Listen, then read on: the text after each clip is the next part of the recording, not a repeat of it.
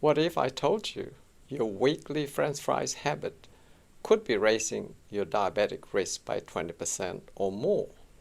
A major BMJ study followed over 200,000 people and found that every 3 servings of French fries per week increased diabetic risk by about 20%. In contrast, boiled, baked, or mashed potatoes weren't linked to high diabetic risk at all. The reason?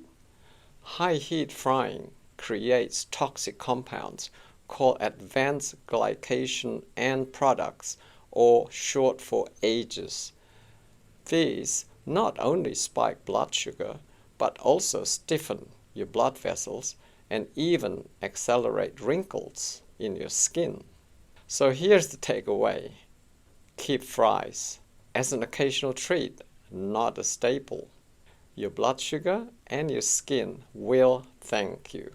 I'm Dr. Kiat. Let's go heart to heart.